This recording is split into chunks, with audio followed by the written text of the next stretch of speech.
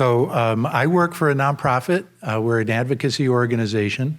We strive to be the most knowledgeable source of information on what high-speed rail is, why we should build it, and what steps folks need to take to make it happen.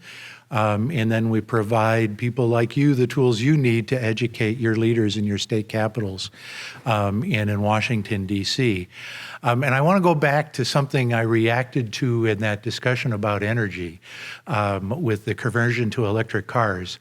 I get really frustrated when people focus on taking our existing living habits and trying to run them on electricity as opposed to gasoline. Because there's so many other reasons we should be reducing the number of car trips beyond just carbon emissions.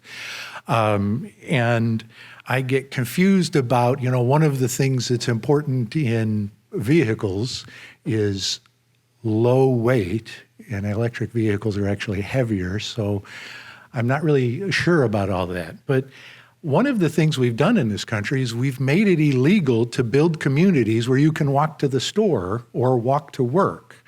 Or we've taken our old communities where you could walk, and we've destroyed a lot of the buildings that were there to build surface parking lots. And in the process, we destroyed the ability of those cities to make substantial enough revenues in order to pay for that infrastructure that we just spent a lot of money to put in and continue to put in. And now over the last couple of years, we've been killing a lot more people because we've designed those streets in ways that people drive way too fast. And those people who do dare to walk are at supreme risk because of that. So we've got this energy discussion that's focused on, or pollution discussion that's focused on changing the way we drive, not the way we travel. So that's one of the reasons I got into this a long time ago. I don't know how I got this idea of global warming into my head as a kid in the early 70s, but somehow I learned about it, and I was freaked out about being 50 and starting to experience those effects, and here we are today, right? So high-speed rail can be a catalyst for changing all of that. So sometimes you need a really broad stroke in order to come in and make people think differently. And, a plane, a big plane in this country or anywhere is 250, 300 people on a plane. And you typically, between major city pairs, will get, Washington, D.C. to Chicago is a very busy travel pair, and it's got hourly service, but most city pairs is not like that, right? A small train, an Amtrak train that doesn't run very frequently, so it's running slow and doesn't attract very many people, carries 250 people. A small high-speed train has 550 seats in it, which is the size of an A380, and Airbus has decided that those are too big to make anymore. And frequently they put two of those trains together and you get 1,100 seats. And in China, they're running even bigger trains, and they sell standing room only tickets. Right? So you've got 1,300 people on one train. If you've got high-speed rail, you're running that train at least once every half hour. So now you've got a lot of people coming to visit you without their car. You don't have to provide parking infrastructure for them, right? So you don't have that expense. You can make walkable communities that are attractive for people to walk in. There's a lot of downstream events. The problem is that we destroyed our railroad network over time, and we're continuing to reduce the size of that railroad infrastructure because the highways and airports are publicly owned. You don't have to show a return on capital if you've got publicly owned infrastructure. Railroads are privately owned, so the the financial people, they don't want you to invest in that infrastructure. It doesn't make any sense to invest in that infrastructure. So even today, we're continuing to reduce the size of our railroad infrastructure just at the time we need to go back to expanding it. And the most recent round of that is called precision scheduled railroading, which was neither precision nor scheduled. It was longer trains, operating fewer of them with fewer people, and the downstream effects of that have been that a lot of freight customers today are very, very unhappy.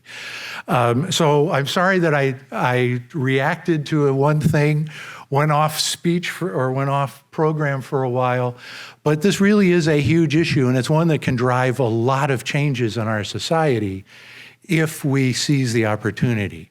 Now, we have a small opportunity to do that. In the last infrastructure bill that was passed last year, there was a little bit of money for railroad infrastructure. There's a number of pots. It adds up to about $10 billion a year, a little bit more than $10 billion a year that can be invested in a variety of railroad projects, some of them purely freight, some of them a mix of freight and passenger, and some of them purely passenger.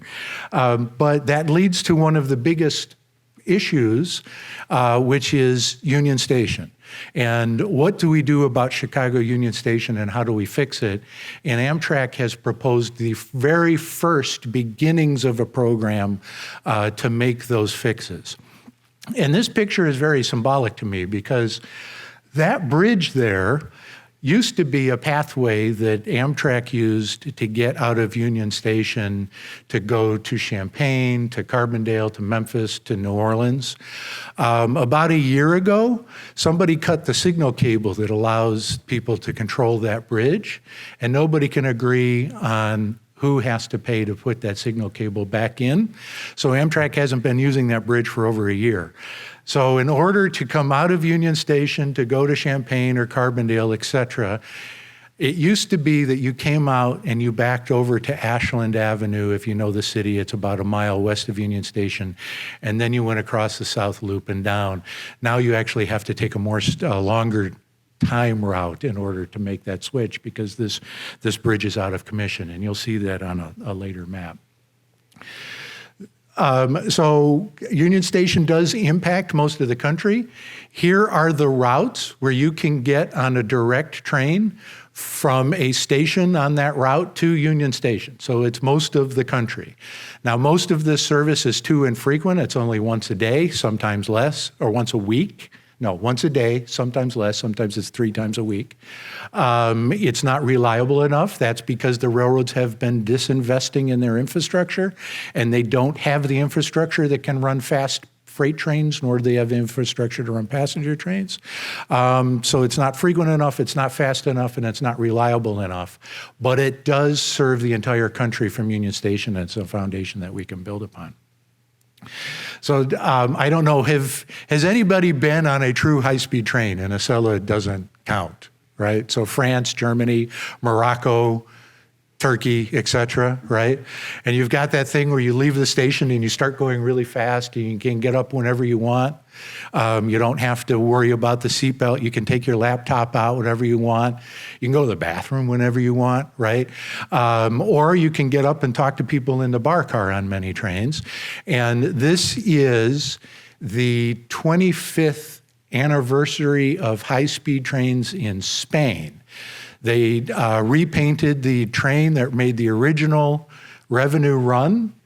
They repainted it in the old colors, and we got to ride that train as part of a special group 25 years after they started running high-speed rail. That celebration was 5 years ago. But you can see we're sitting around there and we're talking at 186 miles an hour, and you're just standing there. And I don't know if you can see it, but that bottle of water, you don't see that it's swooshing around because it's a really smooth ride. So it really changes your travel experience in a really dramatic way. So even though this train set has roughly 500 seats on it, you've got a lot more room. You've got the ability to get up and walk around whenever you want. And going to the restroom isn't a tiny little outhouse experience. So it really will change the way people travel, and it'll change your enjoyment. Now, one of the challenges we have is, even though they all use the same infrastructure, the policy around freight and the money through freight comes through one stovepipe. Long distance service, if you're more than 750 miles, comes out of a different stovepipe. Long distance trips under 750 miles but aren't designed for daily work come out of a different stovepipe. The journey to work comes out of a different stovepipe. Going to you shopping and all of that, we haven't designed a train system in this country that really works for multiple purposes. So what we need to do is bring all of these purposes back together into one policy. And the infrastructure improvements here that I talk about will allow you to do that in a really broad and exciting scale here in the Chicago area. So there are 3 focus areas for trips out of the Midwest that we need to connect to each other and to the rest of the Midwest. And those 3 focus areas are O'Hare. So O'Hare is a very unique asset in North America. It is our connection, especially to the Midwest, to the rest of the world. And we're about to embark, I say we because I'm a taxpayer in Chicago. I'm backstopping the bonds that go into a multi-billion-dollar next phase of construction there. I'm really worried about those bonds, so let's figure out how to get as many people to that airport as possible to take those big planes overseas. The Loop certainly is a very important destination for many people, and McCormick Place, as one of the largest convention centers in the world, is also very important. So we need infrastructure that connect all of these together. And this is incredibly important to the city of Chicago. Most of our visitors are coming from the Midwest. Our civic leaders tend to focus on the visitors coming from overseas, but our solid customers are from the Midwest. That's where we need to really make it attractive for people to come here frequently. And most of them are coming by car. And again, it costs a lot to store somebody's car, and our customers, most of them are not used to paying market rate for parking. They're used to getting that parking for free. So the parking is subsidized by everybody who's buying things from that store or et cetera, right? We actually charge people the market rate in many cases, which can be $40 a day, and people don't like that. So we need to figure out how to make it possible for people to get here without a car. I talked about O'Hare being critical to the entire middle of the country. And then we've got a challenge with Metro service in that it is designed for downtown journey to work. What is that market going to look like? Even pre-COVID, that shouldn't have been the only thing that Metro was designed to do. Post-COVID, it becomes much more critical that you be able to use that for a variety of trips, not just downtown, not just during peak hours. But we need to really rethink and reinvest in Metro and how to do that. So, and then the last piece is this high-speed rail piece. The Federal Railroad Administration, for the first time last year, published an outline. Unfortunately, it's the first sketch of an outline that demonstrates what a high-speed rail network might look like in the Midwest.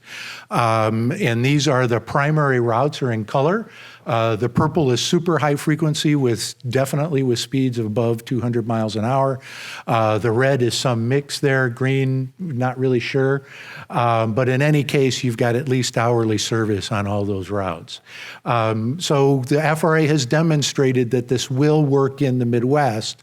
We've got to figure out how to get there. And the hardest part of this is the last 90 miles into Chicago. So if we can figure out Chicago, we can figure out the rest of it. One of the things that's missing here is we used to believe that high-speed rail was good for 100 to 300-mile trips. That was before you had to take your pants off to go through an airport security line, right? So that adds a lot of time. That was not understanding that high-speed rail can go really fast. So in China, they're doing the distance of Chicago to New York or Chicago to Atlanta in 4.5 hours. At 4.5 hours, why would you get on a plane and deal with O'Hare or LaGuardia? So this actually becomes a much stronger case if you can add Atlanta, New York, and Dallas to the picture. So the first problem is Union Station. It was designed wrong in the first place. It was built was designed prior to World War I and was finished in the 20s. It was designed as 2 stub end terminals instead of 1 run-through station, which has a lot of problems in terms of how you design services and the capacity. You've got greater capacity of the train can just stop and keep going. The other thing in the 60s was we allowed half of the station, the most critical areas, to be torn down and rebuilt with high rises above, which locks in the track pattern. It makes it a really unpleasant experience. But the first phase of this is let's do a couple of things. One is you can see to your left is where the actual concourse is, where people are queuing up and trying to find their trains. Today, that's a horrible, horrible experience. Amtrak has a proposal for making that much easier to find your trains. We love that proposal. We've been promoting it since about 2006. So we're excited that finally Amtrak is asking for money for that. The next problem is the platforms, and you can see there's dark blue, gray, dark blue, gray, dark blue, gray. Those platforms are too narrow for big, heavy metro trains, and so you've got delays of people getting on and off those trains. They have asked for a federal grant to expand those platforms, widen them, so that that deals with a safety, critical safety issue, and it deals with capacity because the trains can get in and out faster. And then see that big gray area. Back when the mail moved by train, it should today, it doesn't, that was an entire area devoted just to mail cars, unloading and they're underneath the post office so that you went straight up into the post office and they were connected to other things. It was really exciting, but they've been vacant for about 10 years now. So, but they're also connected to through tracks. And so converting those to passenger platforms allows you, one, to add a lot of capacity. Two, now you can have level boarding instead of having to step up and down in trains like you do on Amtrak today. And three, they're connected to the through tracks, and so it makes it practical to run a train through Union Station instead of to Union Station and out. So that's the first step of what Amtrak has asked for. We think there should be other phases beyond this, but this is a good first step. The second problem is that the routes that Amtrak uses to get to Union Station have a lot of freight on them. And it makes it very difficult to run that highly frequent service you need in order to make this attractive to people to use it instead of driving. So those are those dark blue lines. The green lines are the lines that could be easily converted to high-frequency, passenger-focused main lines. But unfortunately, the ones from the north go to Ogilvie Station instead of Union Station. The one along the lakefront goes to Millennium Station, and the one that kind of comes up around goes into LaSalle Street Station. I would rather have hourly service in multiple stations. Most people don't believe that, or don't agree with me on that. It would be better to get them all into Union Station. So that's the other exciting piece of this. Is a couple of things that Amtrak has asked for financing for. So I talked about the fixing the concourse, expanding the BNSF platforms, the new through platforms. I showed you that bridge, and you see that brown line that's coming down and going to the east. Today, the Amtrak trains that go to the south along the lakefront go all the way down to Sox Park and then come back and go across that line and go down the lakefront. Amtrak is asking to build a new connection that instead of coming up and around, would go straight up onto that. And then they would rebuild that, what they call the St. Charles Airline, and we would like people to start calling it the Crosstown Connector. They would rebuild that in order to build a faster route for those trains out. They would also build a stronger connection to Metro's Rock Island District, was that green line that kind of made a swoop as it was coming out of Union Station going to the south. So these things together suddenly allow you to go to those green lines to the south. Ogilvie and Union Station are close enough together that with a solid passenger or a pedestrian connection, they could function as a single station. So that allows you to start using those green lines north of the city instead of the blue lines. So this is an exciting first step that Amtrak has taken. Now, what we would like to see the state start working towards is an actual tunnel underneath Canal Clinton Street in order to connect the tracks that go into Ogilvie and connect them under Clinton into it. The tunnel would continue underneath the St. Charles airline and come up along the lakefront. And that would give you the high-speed tracks you need to get through the loop. So that would be a later phase. This is the first phase you can do in a couple of years. It's time for the state to get very aggressive about planning the next phases that prepare you for high-speed rail.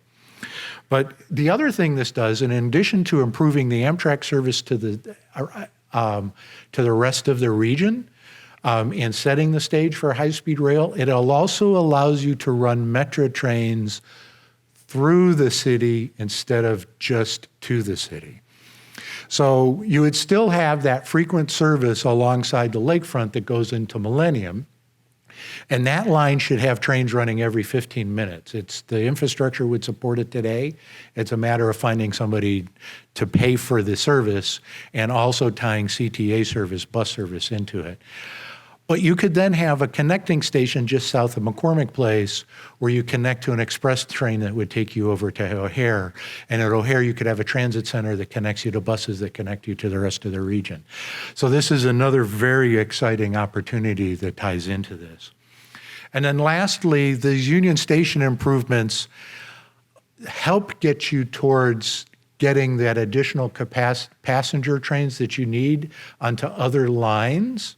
But we need to start thinking about how to help the railroads invest in the infrastructure that allows them to run the freight trains that look a lot more like passenger trains so that we can get a lot of trucks off the road. And this is an actual way you can do that physically. The challenge is, as you continue to reduce the size of the infrastructure and focus on longer and longer trains, short, fast trains don't work with that. So if we can build passenger infrastructure designed for fast, frequent passenger trains, we can also have freight trains that run much more frequently. So those high-value customers that are going by truck today can start to switch by rail. So it's a very exciting opportunity. It's the first phase. We need a lot more people to get involved. On the highway side, on the airport side, on the other sides, there's a machine that makes sure you're constantly planning for more. That machine doesn't exist on the railroad side. We've got to get that launched. This is the opportunity to do that. But folks like you need to get engaged in telling your local leaders, I want to be able to take the train from and to, and this is why, and I want you to help make it happen. So thank you very much. This is actually a drawing with the Tianjin high-speed train station, which I visited in 2008. Imagining that it's in Chicago. But our website is highspeedrail.us if you'd like to learn more or learn how to contact us. So thank you.